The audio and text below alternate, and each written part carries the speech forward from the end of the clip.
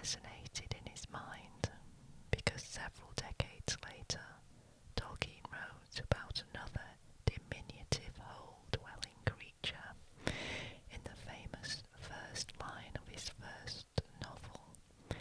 In a hole in the ground there lived a hobbit.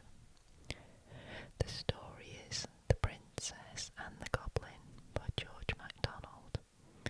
It was published in 1872 and is largely concerned with conflicts between diminutive miners and goblins in underground tunnels, which strongly foreshadowed subterranean skirmishes between Tolkien's hobbits and goblins. Hobbits and goblins appear to have occupied the same hole. Hobbits and goblins appear to have been preoccupied with feet. In Tolkien's story, oversized hobbit feet are important. In MacDonald's story, oversized goblin feet are important, but for different reasons. Tolkien's hobbit feet are seen as a strong and positive characteristic.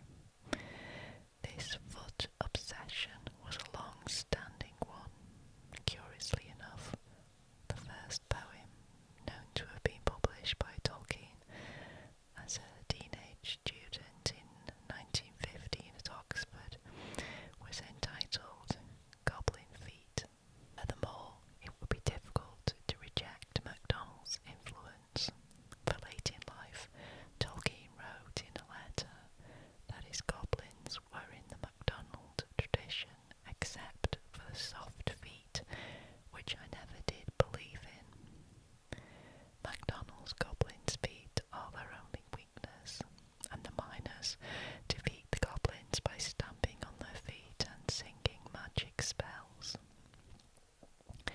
In Tolkien's story, goblins could be repelled by certain spells, but their feet were iron-shod. It was the hobbits who went barefoot.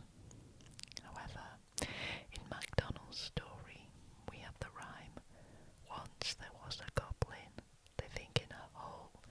Busy he was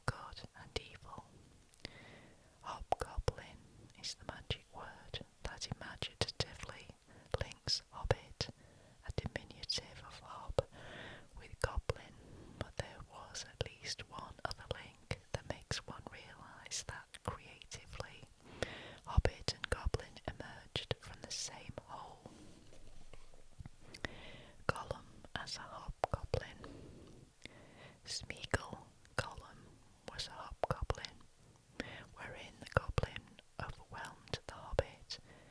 If Bilbo Baggins is the original hobbit, then Smeagol, Gollum, is the anti-hobbit. In the beginning, Gollum was given the name Smeagol.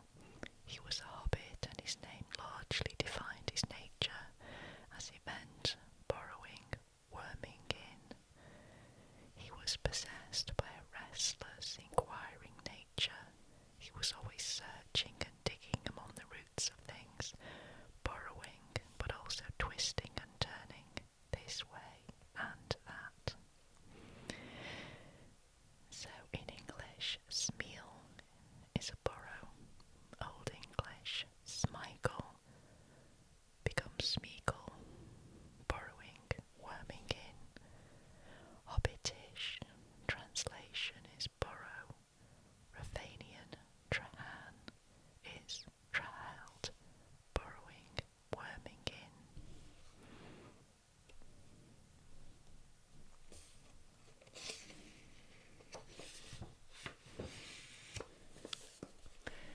And here we have an image of Smeagol, Gollum,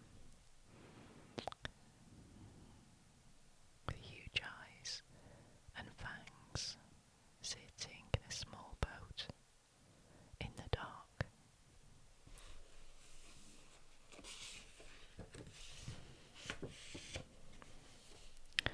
And there's another picture on the right hand side with him looking particularly sinister. Smeagol lived east of the Misty Mountains in the ancient ancestral river valley, homeland of the Storish hobbits. There Smeagol often fished and explored with his cousin Deagle. It was this cousin Deagle who first discovered the Dark Lord's ring on the river bottom. Immediately, Smeagol was seized by avarice. He murdered Deagle and stole the One Ring. So the English dial means secret. Old English Deagle, secret, hiding away. Hobbitish Nar, secret. Ravanian Narhan, Narhald, secret, hiding away. Gollum's secret. Deagle's name literally means secret. This was doubly appropriate as the cursed Smeagol always insisted on his ownership of the ring. His darkest secret was that he had acquired the ring only through murder and theft. Guilt and fear that someone might discover his secret and take the ring from him so terrified Smeagol that he hid himself away, burrowing and worming in beneath the roots of the Misty Mountains.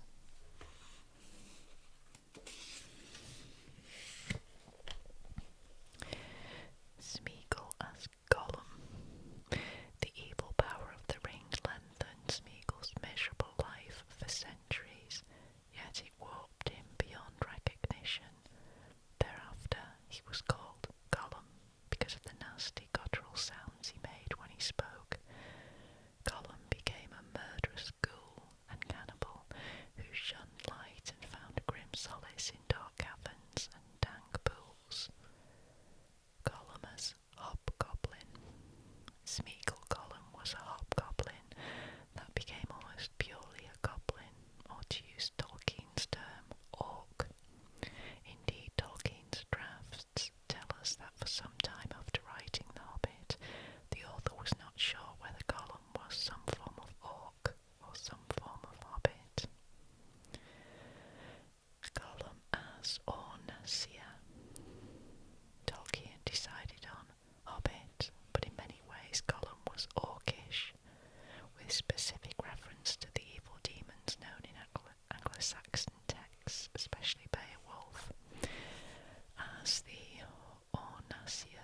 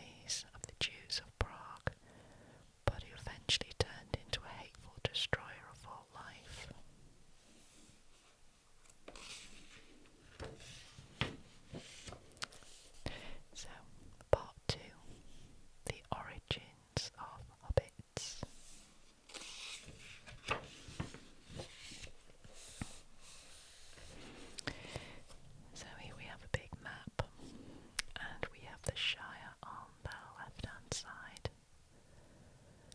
and there is a line across the map from right to left showing Hobbit migration to the Shire. This is the Brandywine River.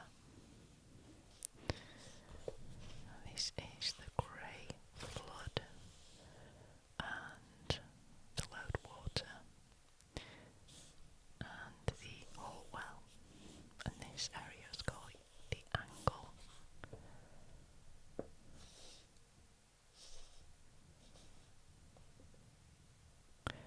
And the Misty Mountains.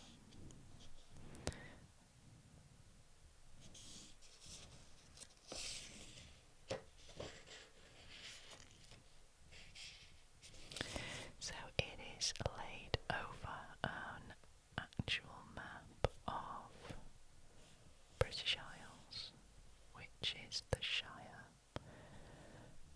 And then the Alpine Mountains, and it follows Anglo-Saxon migration, and that is the English Channel there. Okay, Hobbit heritage and history.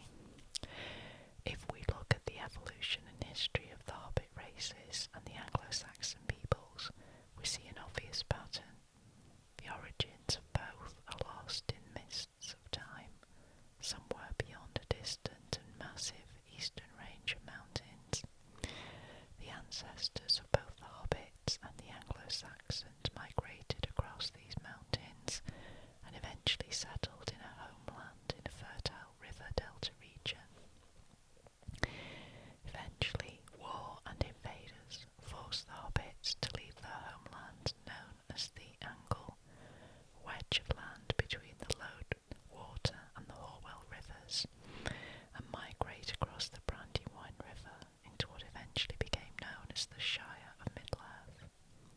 Similarly, war and invaders forced the Anglo-Saxons to leave their homeland, known as the Angle, a wedge of land between the Schlei Inlet and Flensburg Fjord, and migrate across the English Channel into what eventually became known as the Shires of England. So here is a table showing the evolution of the Hobbit races and the Anglo-Saxon peoples. So Anglo-Saxons here in this column and Hobbits in this column. Migration from original homelands east of the Alps for the Anglo-Saxons and the Misty Mountains for the Hobbits. West to a wedge of river delta land called the Angle for the Anglo-Saxons and the Hobbits. Then west again to a new homeland called Shires, Anglo-Saxons, and the Shire for the Hobbits. Founders of the Shires known as Hengist and Horsa, that's the Anglo-Saxons, and Marco and Blanco for the Hobbits. Original three tribes: Anglo-Saxons, Angles, Saxons, and Jutes. And the Hobbits are the Fellowhides, Stores, and Harfoots.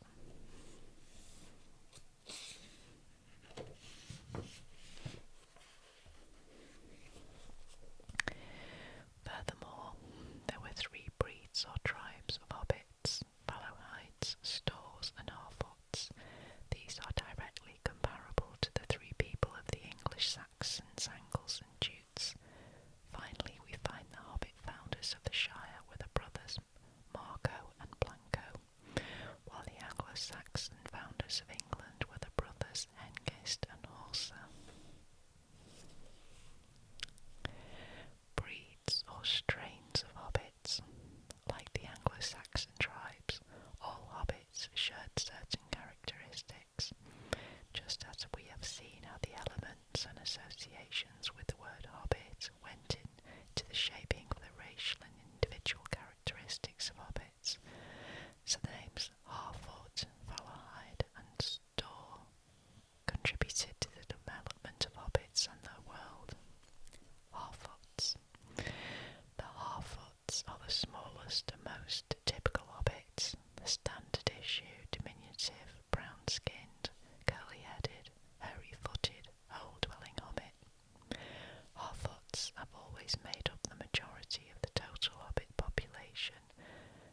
extremely conservative in their habits and are the least adventurous of hobbits, although they are known to have had some commerce with itinerant bands of dwarves.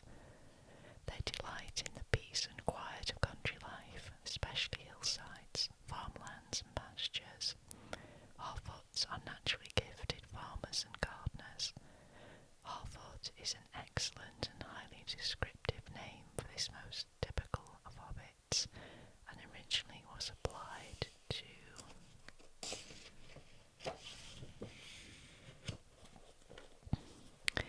all hobbits. Harfoot is an English surname derived from an Old English epithet or nickname meaning harefoot. This was not an uncommon nickname among Anglo-Saxons and usually meant a fast runner or as nimble as a hare. This is an accurate enough description of hobbit behaviour, but it is also meant as an obvious joke, a pun, or play on the words her and her. Now I say both of those words pretty much the same because of my northwestern accent, but they are spelled differently. But besides being naturally fast and nimble on their feet, hobbits are also both hare-footed and hare-footed. That is, like the hare, the hobbit has feet that are both large and hairy. Fallowhides. Fallowhide is the name of the second strain or breed of hobbits. They are woodland dwellers in origin, and the least numerous of the breeds. The most unconventional and adventurous of hobbits, they are the most likely to consort with elves. They have the fairest skin and hair of the three, and are generally taller and thinner than their cousins. The name for the fallowhide breed of hobbit can be seen in terms of fallowhide or fallow, as in the Old High German for pale yellow or reddish yellow. That is the colour of a fallow deer, and hide as in skin or pelt. This interpretation could reasonably be used to describe the fur-headed, pale-skinned fallowhide breed. So here is a Harfoot.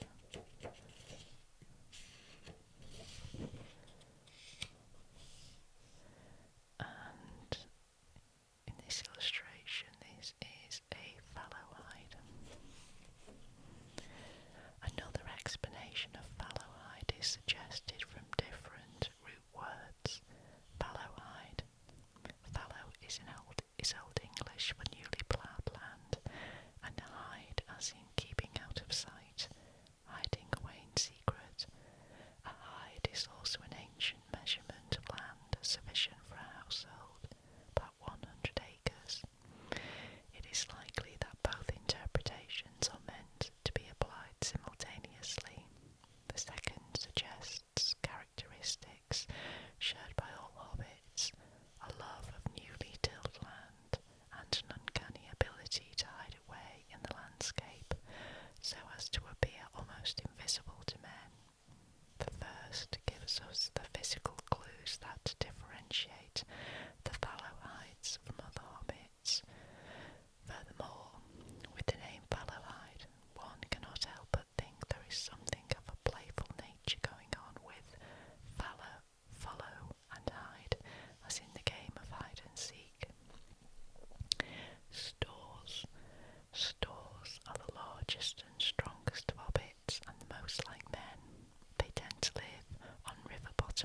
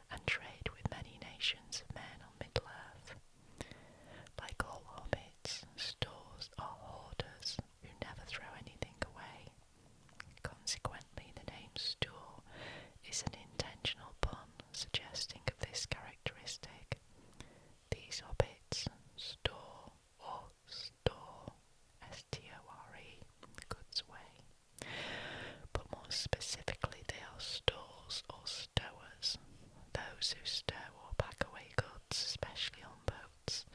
Many of the stores are stowers on boats and warehouses in Bucklebury. Some are ship chandlers and merchants who also run stores.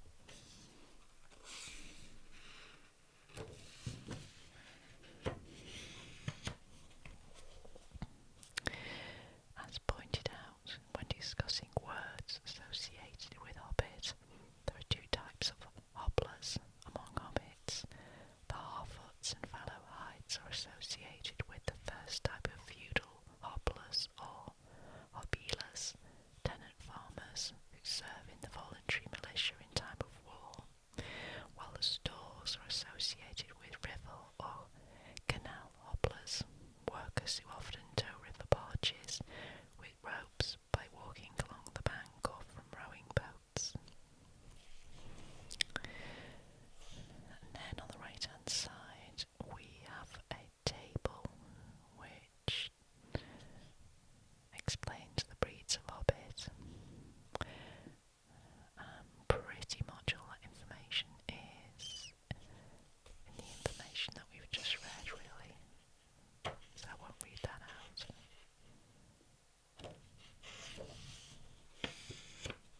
Ancestors and founding fathers.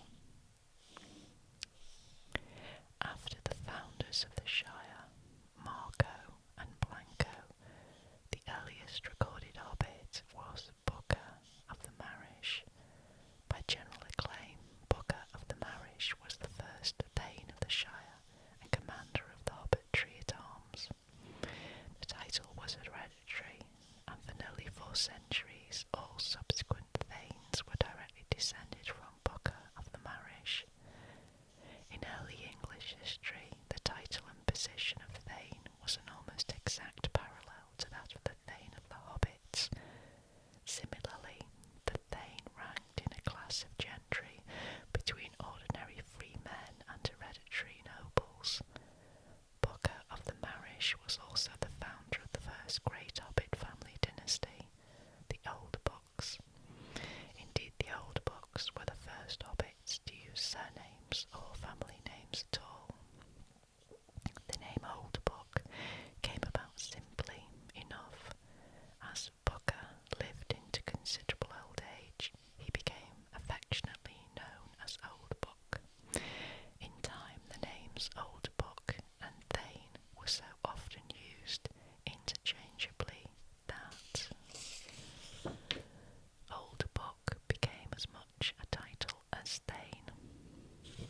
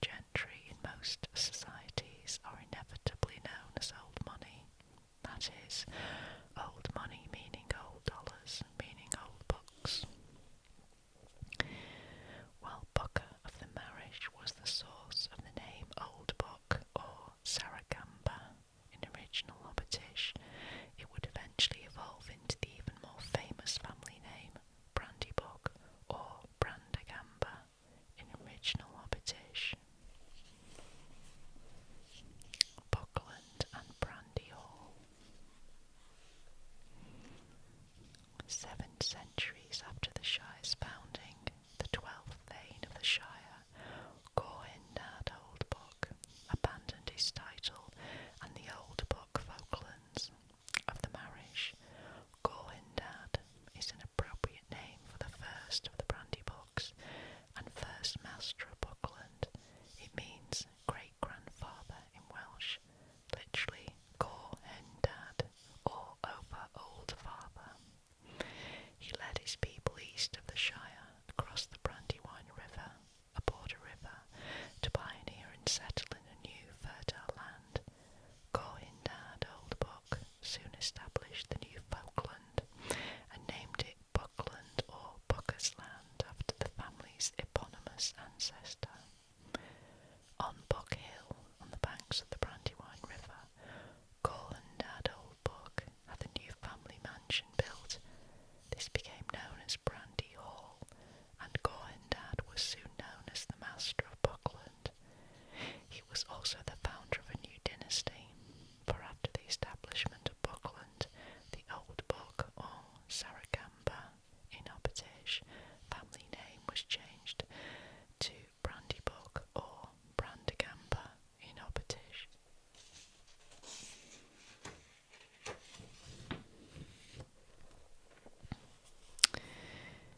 The Brandybuck family.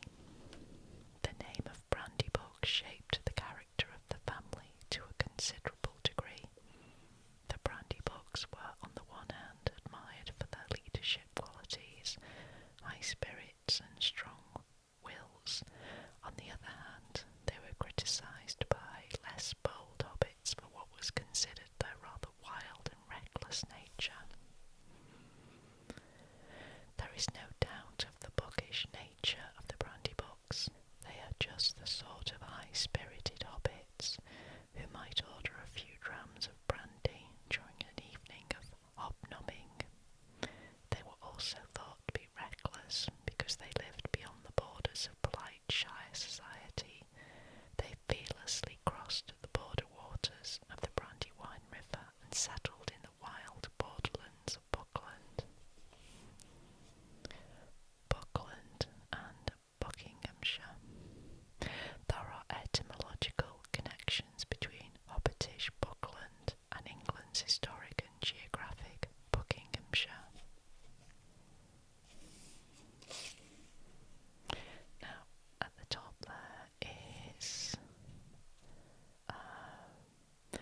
Melilot Brandybuck.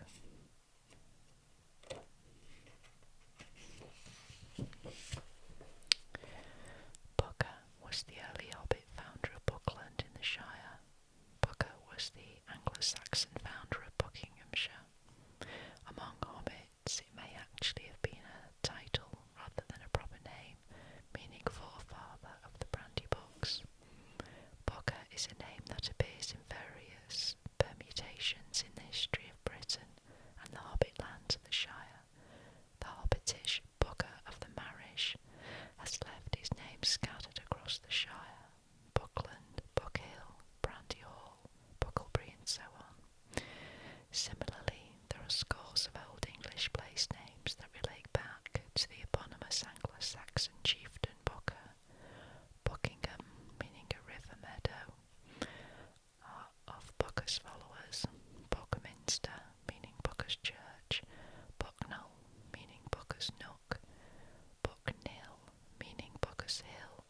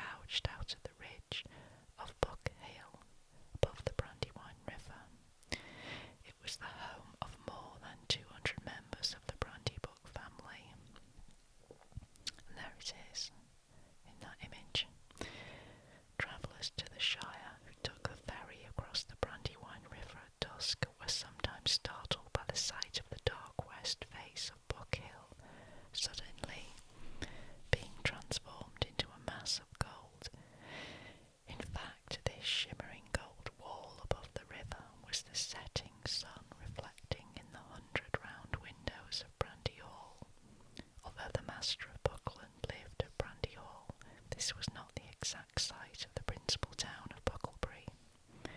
Brandy Hall was excavated out of the west face of Buck Hill above the river. The shops and houses of Bucklebury were actually on the flank of Buck Hill, just to the east of Brandy Hall. There were other towns in Buckland, such as Newbury, Standelf and Haysend, but Bucklebury was the largest.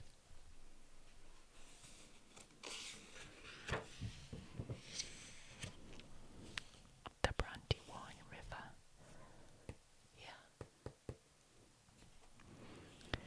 In English, the name of the river can be translated as Golden Brown River or Border River.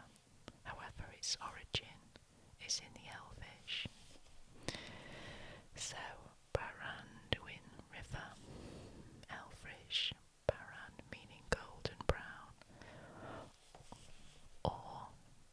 and Duin meaning large, so large golden brown river. Brandanin, the Hobbitish Branda meaning border, Nin meaning water, and Bralda him, Hobbitish Bralda meaning heady and him meaning ale. Hobbit joke pun on border which becomes river of brandy because of its frothy brown colour.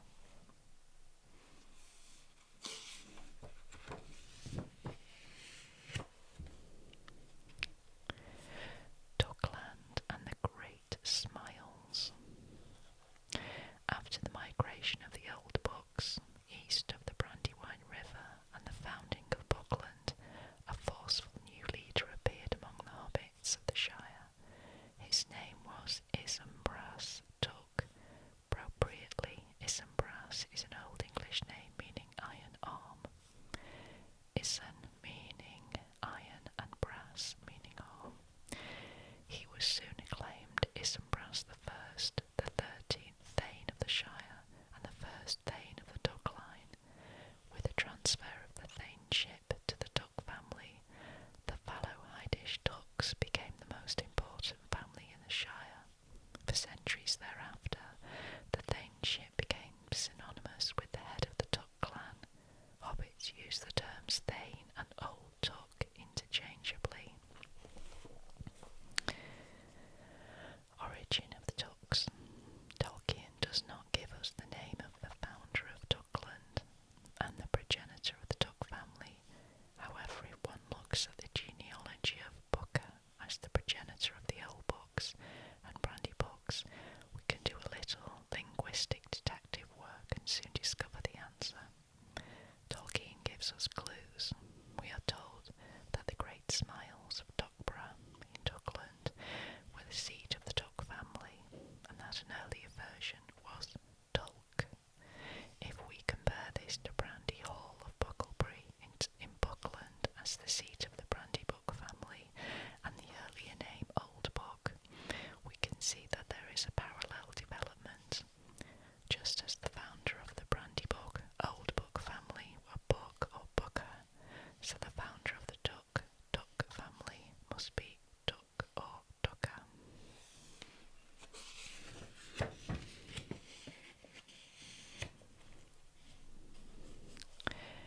Indeed, it seems quite logical that the eponymous progenitors of these dynasties were originally brothers, Booker and Tooker of the marriage, after whom Buckland and Tookland were named. Family of Tooks. The Hobbit name of Tooker, Took or Took itself has contributed much to the characteristics of a family notable for its bold, Fallowhidish nature and larger-than-life personalities. If we look at the descendants of Old Tooker, it becomes clear that the characteristics came with the Took name. As English surnames, Took and Took stem from Old Norse names suggestive of thunder. They are both diminutive forms of the rather ferocious Old Norse Thorkill or fur cattle. The English word took, as the past tense of to take, is also suitably bold and direct. It too comes from the Old Norse source, taka, meaning to seize, but came to modern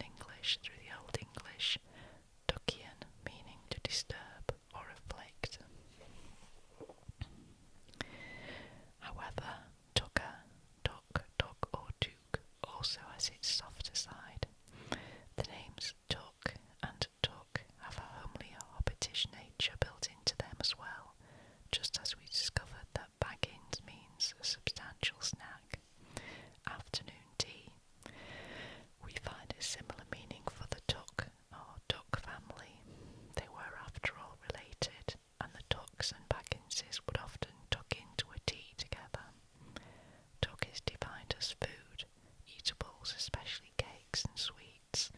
Thus we have tucker, which is Australian slang for food in general, and tuck shop, meaning a sweet or cake shop on school premises. This meaning of the name Took is the probable reasoning behind the name of that famous fat character known as Friar Tuck in the legend of Robin Hood. Indeed, with his cheerful manner, rotund shape, and large appetite, Friar Tuck would have made an admirable Tuckish hobbit had he been about half his actual height. Added to everything else, both the Friar and the Tuck hobbits were noted as crack shots with a bow and arrow. The great Smials of Tookborough.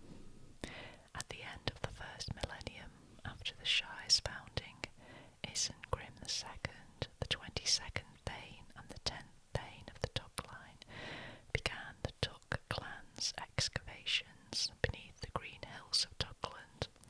These excavations, known as the Great Smials, were dug deep into the high and undulating escarpment of the green hills. Below the Smials, along the base of the massive tunnel-riddled rampart, is the rest of Tookborough, the largest settlement of the Shire. Isengrim, meaning fierce iron.